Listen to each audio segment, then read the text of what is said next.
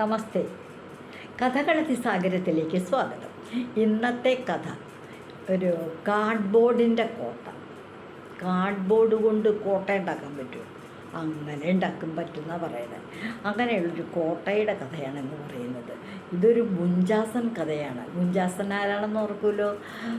വളരെ സരസമായിട്ട് താൻ തന്നെ ഒരു കഥാപാത്രമായിക്കൊണ്ട് തൻ്റെ വീരകൃത്യമാക്കിക്കൊണ്ട് പറയുന്ന കഥകൾക്കാണ് മുഞ്ചാസൻ കഥകൾ എന്ന് പറയുക. ഒരു ദിവസം ഇങ്ങനെ മുഞ്ചാസൻ ഇരിക്കുകയായിരുന്നു. മുഞ്ചാസൻ്റെ വീടിൻ്റെ ഉമ്മർത്ത് ഇങ്ങനെ ഇരിക്കുമ്പോൾ രാജഭടൻ, ഏത് രാജ്യത്തെ, ആ രാജ്യത്തിൽ അടുത്ത അയൽപ്പക്കത്തെ രാജ്യത്തെ പ്രഷ്യ എന്നാണ് കേട്ടോ ആ രാജ്യത്തിൻ്റെ പേര്. പ്രഷ്യയിലെ രാജാവിൻ്റെ ഒരു ദൂതൻ വന്ന് മുഞ്ചാസനെ വിളിച്ചു. അപ്പോൾ മുഞ്ചാസൻ ചോദിച്ചു, ഞാനങ്ങനെ ദൂതനൊന്നും വിളിച്ചാലൊന്നും ഇപ്പോൾ വരണില്ല, അവിടേക്ക് കൊട്ടാരത്തിലേക്കാണ് വിളിച്ചത്. ഞാനൊന്നും വന്നില്ല, എന്നെ രാജാവ് നേരിട്ട് വിളിക്കണം, അതാണ് അതിൻ്റെ ശരിയെന്ന് പറഞ്ഞു. അയ്യോ, അത് ഇനിയിപ്പോൾ ഉണ്ടാവുമെന്ന് തോന്നണില്ല എന്ന് പറഞ്ഞു. എന്നാൽ ഞാൻ വരണമില്ല, മാത്രമല്ല ഞാൻ ഇവിടെ ഇരുന്നു കൊണ്ട് നിങ്ങളുടെ രാജ്യത്തിൻ്റെ കോട്ട, നിങ്ങളുടെ കോട്ട ഞാൻ കത്തിക്കും എന്നുള്ള കാര്യം പറഞ്ഞു. അപ്പോൾ അവർക്ക് പേടിയായി. അപ്പോൾ തന്നെ തമ്മി അവർ പറഞ്ഞു, രാജദൂതന്മാർ പറഞ്ഞു, ഇപ്പം ചുമ്മാ വീം പഠിക്കണത്, ഇവനെ എങ്ങനെ നമ്മുടെ രാജാവിൻ്റെ കോട്ട നശിപ്പിക്കാൻ പറ്റണു? എത്ര വലിയ കോട്ടയാണത്, പിന്നെ ഏത് വിധത്തിൽ അതിനെ നമ്മൾ നശിപ്പിക്കാനായിട്ട് സാധിക്കുന്നത്? ചുമ്മാ അങ്ങനെ വീമ്പ് പറയണതല്ലേ എന്ന് പറഞ്ഞാൽ ഇത് രാജദൂതന്മാർ പോവുകയും ചെയ്തു. ഈ മുഞ്ചാസൻ എന്ത് ചെയ്തു എന്നറിയാമോ? കുറേ ഇരുന്നിങ്ങനെ ആലോചിച്ചു. കോട്ട നശിപ്പിക്കണമല്ലോ, പ്രഷ്യയിലെ രാജാവിൻ്റെ കോട്ട നശിപ്പിക്കണം, അത് തർക്കമില്ലാത്ത കാര്യമാണ്. പക്ഷെ എന്താ വഴി അതിന്? അപ്പോൾ നേരിട്ട് യുദ്ധം ചെയ്യാൻ മുഞ്ചാസൻ്റെ കൂടെ ആരും ഇല്ലല്ലോ, സൈന്യങ്ങളൊന്നുമില്ല, പടക്കോപ്പും കാര്യങ്ങളൊന്നുമില്ല, ഒറ്റയാൾ പട്ടാളാണ് അയാളുടെ ബുദ്ധിശക്തി മാത്രമേ ഉള്ളൂ. അത് നല്ല അഹങ്കാരം ഉണ്ടേനും.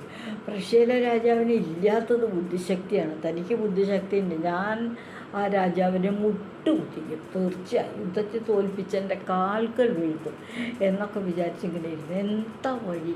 പ്രഷ്യയിലെ രാജ്യം നശിപ്പിക്കണം, പ്രഷ്യ എന്ന് പറയണ ആ രാജ്യം നശിപ്പിക്കണം, കോട്ടയൊക്കെ നശിപ്പിക്കണം. എന്താ വഴി എന്ന് ആലോചിച്ചു. വലിയ ബുദ്ധിരാക്ഷസനാണെന്നല്ലേ വെപ്പ്.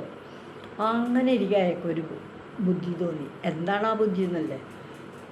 ഒരു 8-10 പരുന്തുകളെ വരുത്തി. ആ പരുന്തുകൾക്ക് പറന്നു പോകാനുള്ള ട്രെയിനിങ് കൊടുത്തു. എന്നിട്ട് പ്രഷ്യ എന്ന് പറയുന്ന രാജ്യാവ് എനിക്ക് ബോംബിട്ട് നശിപ്പിക്കണം, അതിന് വേണ്ട ബോംബൊക്കെ ഒരു 10 ബോംബും 10 പരുന്തുകളെയും തയ്യാറാക്കി. ഇന്ന ദിവസം അങ്ങോട്ട് പ്രഷ്യയിലേക്ക് പറത്തി വിടവരെ. അവിടെ ചെന്ന് അവരുടെ കയ്യിലുള്ള ബോംബ് അവർ രാജ്യത്ത് ഇടും, ആ രാജ്യം നശിക്കുകയും ചെയ്യും. ഇതാണ് കണക്ക് കൂട്ടലുകൾ. അങ്ങനെ ബോംബിടാൻ തീരുമാനിച്ചേക്കണ ദിവസം വന്നു 10 പ്രാവുകളെയും കൊണ്ടുപോകും. മുഞ്ചാസനെ എന്ത് ചെയ്തു? ഉറക്കഗുളി അങ്ങോട്ട് പൊട്ടിച്ചു, എല്ലാ പ്രാവുകൾക്കും കൊടുത്തു. ചിലതിന് 1 കൊടുത്തുള്ളൂ, ചിലതിന് 2 കൊടുത്തു, ചിലതിന് 3, എന്തിനു പറയണു 9 വരെ കൊടുത്തു പലർക്കുമായിട്ട്. അങ്ങനെ ഈ ഉറക്കഗുളി അങ്ങോട്ട് ചെന്ന് കഴിയുമ്പോൾ എന്താ സംഭവിച്ചതെന്ന് അറിയാമോ? എന്നിട്ട് ഈ ബോംബ് കെട്ടി വെച്ചിട്ടുള്ള ഒരു ഉപകരണം ഇവയുടെ കഴുത്തിലങ്ങോട്ട് ഇട്ടു. എന്നിട്ട് അങ്ങോട്ട് പറത്തി വിട്ടി അയൽപ്പക്കത്തെ രാജ്യത്തേക്ക്. രാജാവ് നോക്കുമ്പോൾ എന്താ, തൻ്റെ രാജ്യത്തേക്ക് ഇങ്ങനെ പരുന്തുകൾ പറന്നു വരുന്നുണ്ട്, പരുന്തുകൾ വരട്ടെ, അതിനിപ്പോൾ എന്താ വിരോധം? പക്ഷെ അങ്ങനെ കഴിഞ്ഞ് കുറച്ച് ജനവാസമുള്ള സ്ഥലത്ത് എത്തിക്കഴിഞ്ഞപ്പോൾ കീഴ്പ്പട്ടയ്ക്ക് ഒരു പരുന്ത് കീഴ്പ്പട്ടയ്ക്ക് പോന്നു എന്ന് മാത്രമല്ല, ഭൂം വലിയൊരു ശബ്ദം. നോക്കുമ്പോൾ എന്താ, അവിടെ ബോംബ് പൊട്ടി.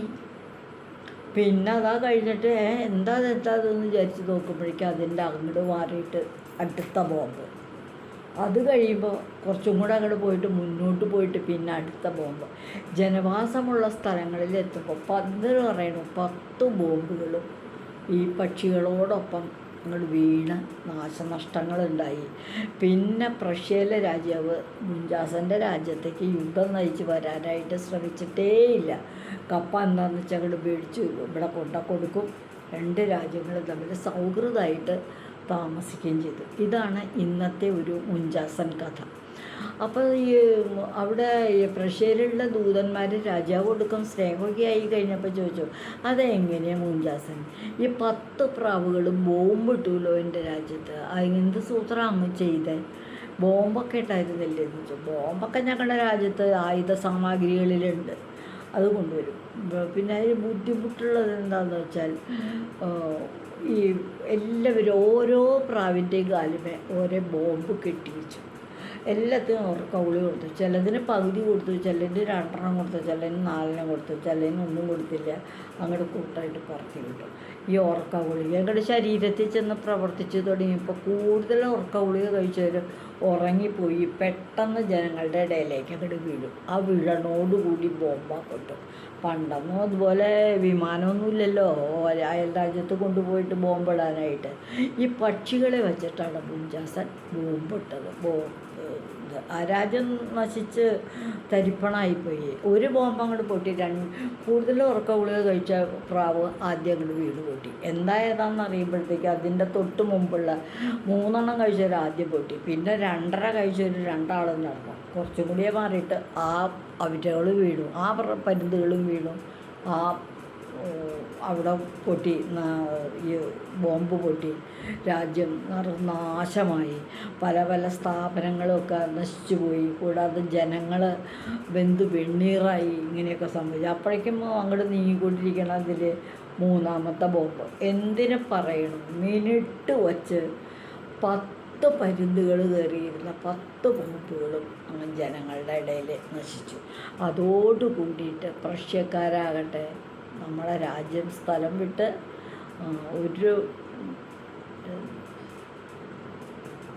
അവർ പെട്ടെന്ന് അങ്ങോട്ട് കീഴ്പ്പെട്ടൊക്കെ ഇറങ്ങി. ആ പ്രഷ്യ എന്ന് പറയുന്ന രാജ്യം അപ്പാടെ അങ്ങോട്ട് നശിക്കുകയും ചെയ്തു. ഇതാണ് ഇന്നത്തെ കഥ. മുൻജാസൻ കഥ, ബോംബിട്ട കഥ. ഈ ബോംബ് ഇടൽ പറയുമ്പോൾ വേറെ വിധത്തിലും ബോംബിടുന്ന രീതിയുണ്ട്, അത് പിന്നെ പറയാം. അപ്പോൾ ഇന്നത്തെ കഥ പ്രഷ്യയിൽ ബോംബിട്ട മുൻജാസൻ. ഇതുവഴി വന്നാലും ഇത്തിരി നേരമിരുന്നാലും കഥകൾ കേട്ടാലും കളിയായി പറയും കഥയാണേ, കാര്യം പറയും ഗതയാണേ.